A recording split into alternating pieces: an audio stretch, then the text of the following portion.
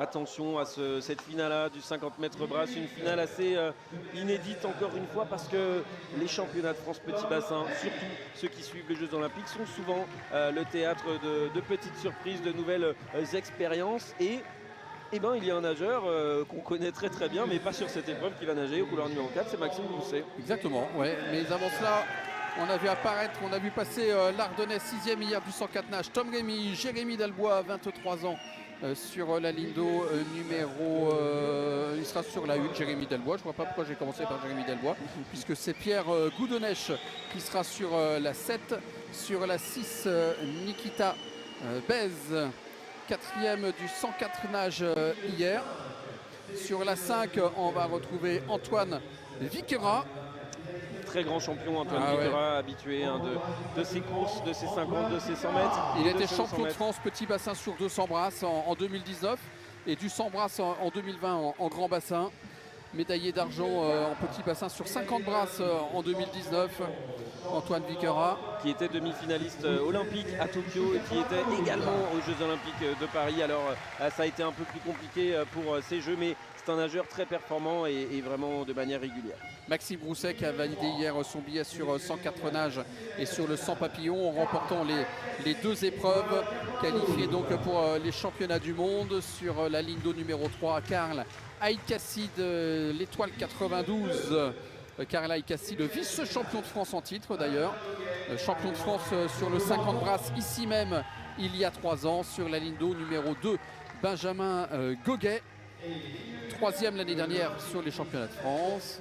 Et Jérémy Delbois, donc, que j'avais présenté un peu rapidement, qui sera donc sur la ligne d'eau numéro 1.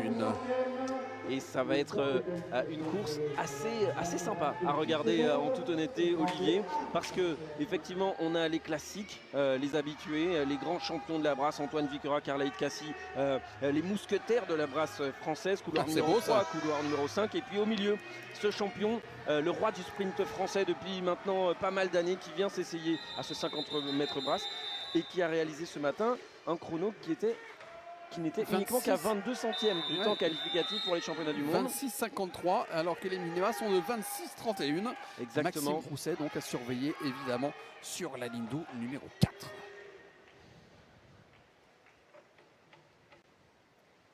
Ça va aller très vite. Hein. C'est un aller-retour.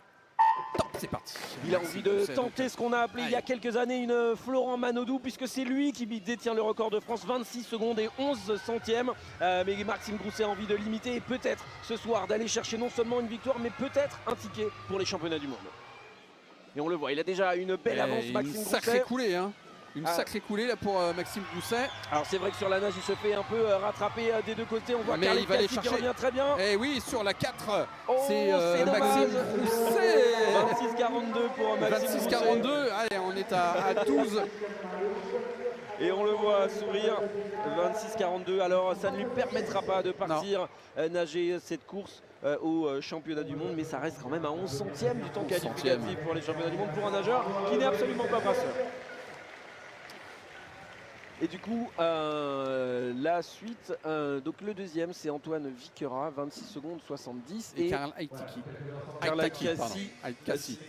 qui prend la médaille de bronze en 26 secondes 73 centièmes. Alors à noter quand même la performance d'Antoine Viquera qui voilà, a décidé après de longues années de quitter les Dauphins du TOEC pour revenir à son club de cœur, son club Racing Club. Exactement, et dont son père est le président. Voilà, il a obtenu un poste chez Tag Heuer et voilà, il continue la natation en s'entraînant une fois par jour. Pardon. Il a des bons chronos. Et il a quand même des bons chronos. Dans tous les sens du terme. Absolument, absolument. Il est resté dans le milieu chronométrique avec ce choix professionnel. En tout cas, voilà, il vient quand même chercher une médaille d'argent, s'entraînant une fois par jour. Et il faut reconnaître là cette belle performance. On enchaîne parce qu'il n'y a pas de temps mort, évidemment. On va enchaîner avec le 400 nage libre féminin.